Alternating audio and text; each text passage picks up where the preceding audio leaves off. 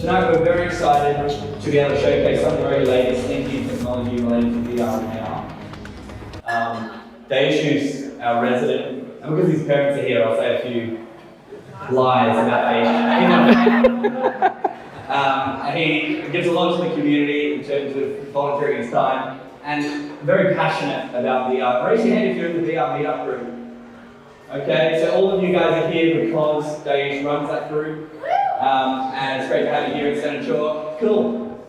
And if anyone's got any questions about what we do here, most of them will be answered by Chris, who's my boss and the general manager. He's going to speak at the end briefly.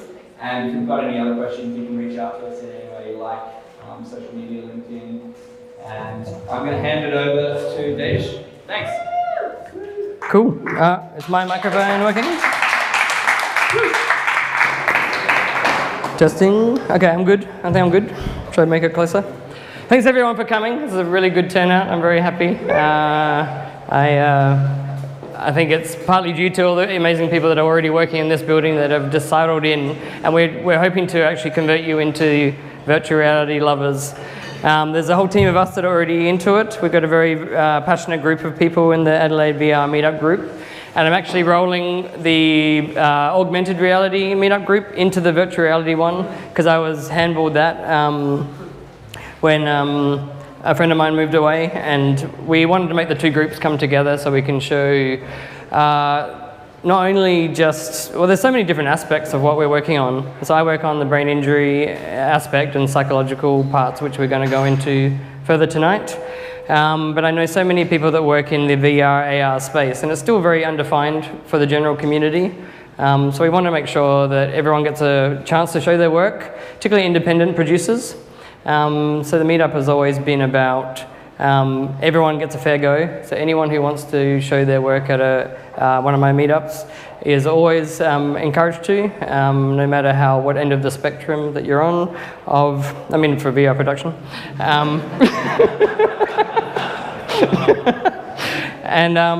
So tonight's focus is something that's really become quite obvious for anyone that works in the virtual reality field. So I'm focusing on empathy tonight, and there's 360 video and what we call like an immersive video, which you watch from the beginning to the end. And then there's virtual reality, which you can actually change parts of the experience. And both of those have different psychological values. I'm going to kind of touch on them a bit. I do have a few guests coming in. I've got a friend from Boston who's working on some really amazing stuff, who's gone AWOL. And so hopefully she'll be here, and she's working on some really, really deep dive psychological virtual reality. And I'm just super excited to have all these different people coming to support. I'm going to go through the demos at the end. Some of them take a little bit of instruction. And so I'm going to hopefully just tell you how to use each one, particularly in our brain injury rehabilitation spectrum. You need to know the kind of instructions of at least where to start. I'm going to run around and try and help everyone with every single demo. But I'm just going to get into my original speech. That's me. I made up this title for myself, the Human Experience Bolstering Technology Evangelist, because I've worked in so many different technological fields. And the idea of all of these fields are to bring people together and make people understand things. So people look in the traditional end of marketing and branding, and I think we're just starting to realize that these things aren't horrible things that get shoved down your throat. It's about people properly expressing themselves and getting the right crowd to listen to them. And virtual reality is one of the amazing tools that we now have at our disposal. I'm going to do some self-promotion. I made a website about myself. It's called daishmalani.xyz, because I had so many different things going on. It's so annoying to give everyone all the links. So you can basically get to all my stuff through there, which I've just started making.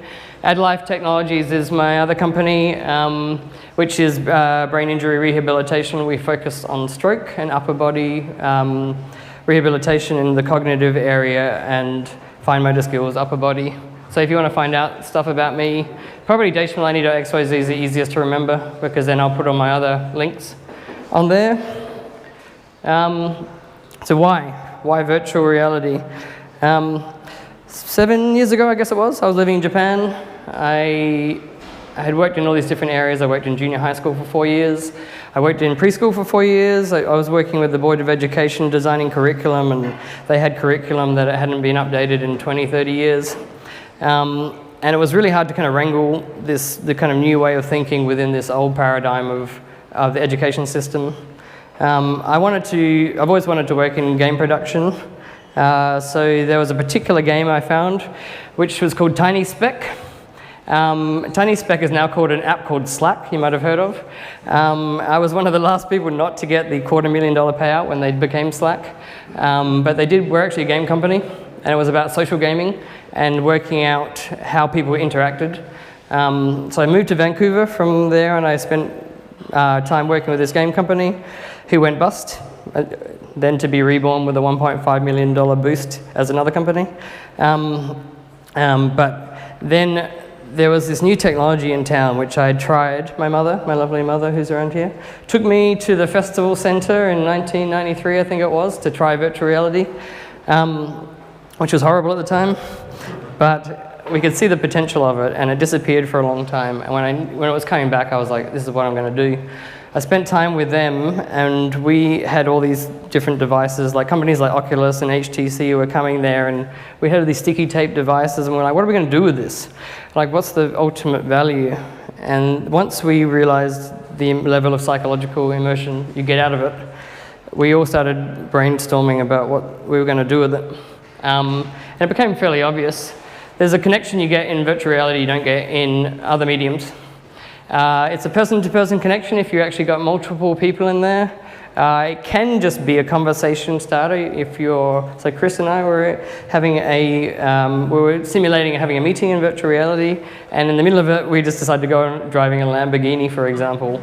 And so we're also having a valuable connection meeting, but we had so many different conversation points about in there that were valuable that you can easily change what would have been a dry meeting experience into a really, really immersive and I guess, what's the term? It's a memorable. Too immersive, actually. You kept invading personal space and you know, again. I did. Well, there's a personal space button that you can turn off, and it's a bubble that protects you from someone from touching your face and things, which I turned off, obviously, and I touched his face a lot.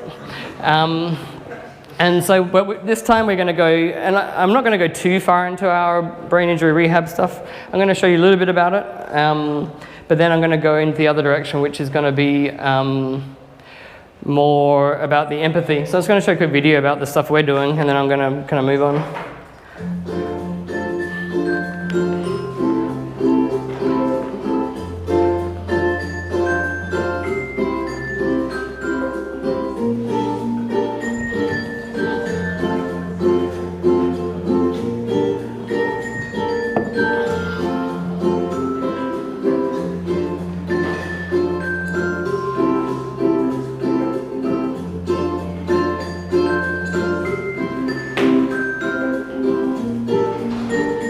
I'm just going to talk over this because I can, and it will save time for later.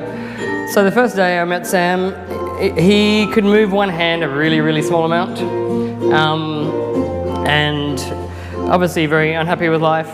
He had a stroke at a very young age. He was 26 at the time, and anyone in that particular position will put a lot of effort into rehabilitating.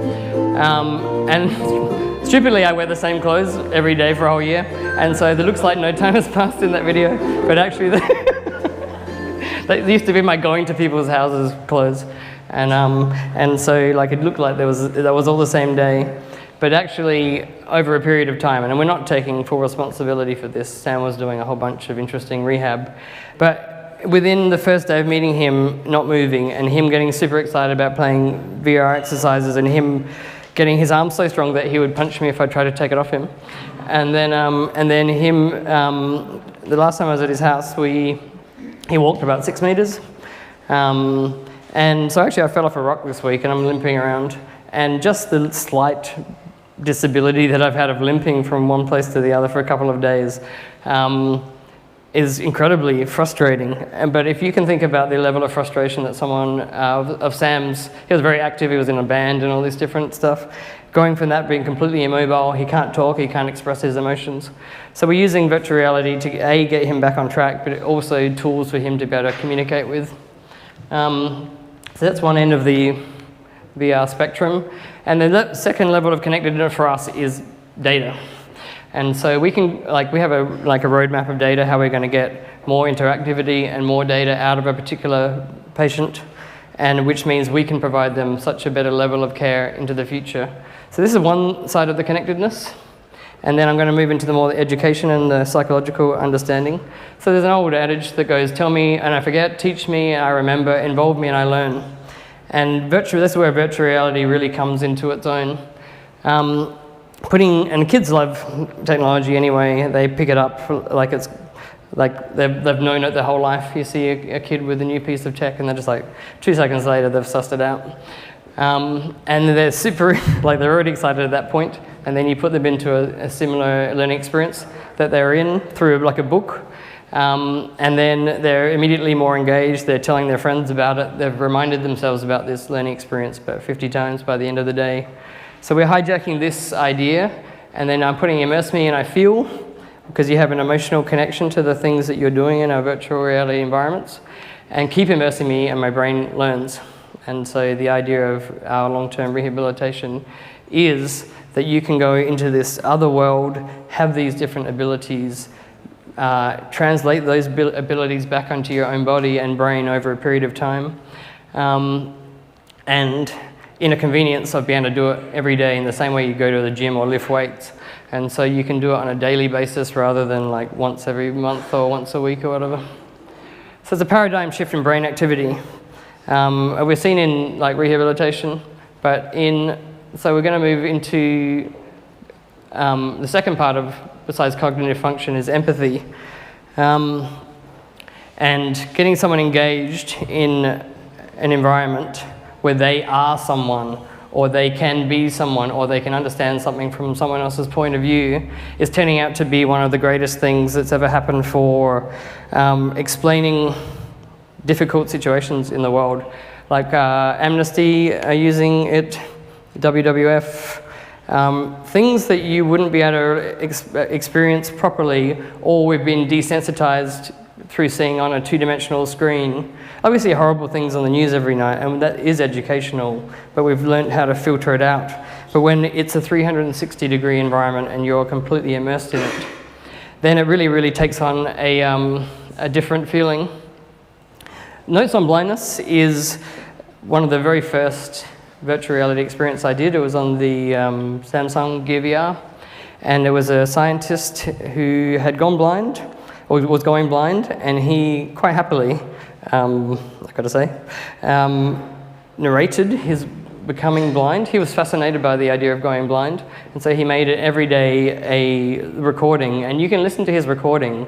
And they use point cloud, which is a new kind of technology for generating volume, how he was learning how to see without his eyes. So it would rain and he'd be able to hear volumes. And actually, as it rains in this particular environment, you can actually start to see how his brain is building an environment so he can actually navigate around in. I don't think there's any other medium that you could actually do that in.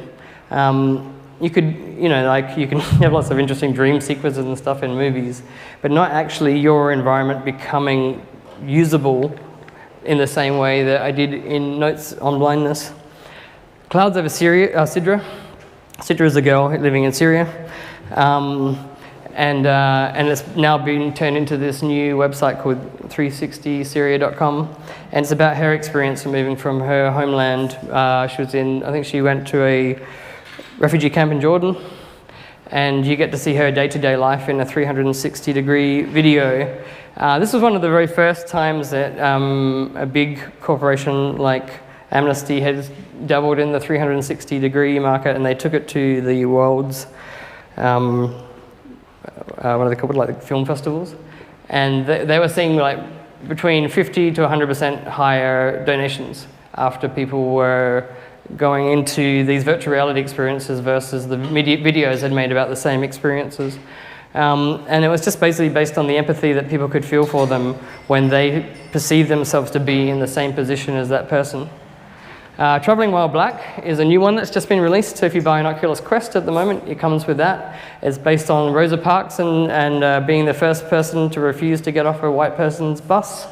And there's another one called Tree, which actually you're a tree in a rainforest, and as the rainforest is getting destroyed, it gets, basically your friends, the other trees, are actually talking to you, and you have to go through the experience of your habitat going and you're being killed. Which I don't think we really could get away with in any other medium. I think it's pretty obvious that virtual reality is the only experience, the way to experience that you could go through. Sorry to run in front of you. Oh, it's all good. Yeah, no, drinks are important. If anyone wants to get a drink in the middle of this, please do.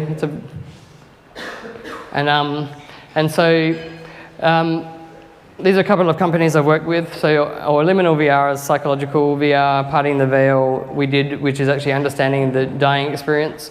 And I was in France recently. Healthy Mind they do pain relief. So actually they put virtual reality on people that are having operations, and they can cut opiate use down by up to 90% in some cases. So these are all different ways that we're hijacking the brain to get better results through virtual reality. So does it produce empathy, mindfulness, and cognitive upgrade? It certainly does. And the opportunity to do it on a daily basis is where the real power comes.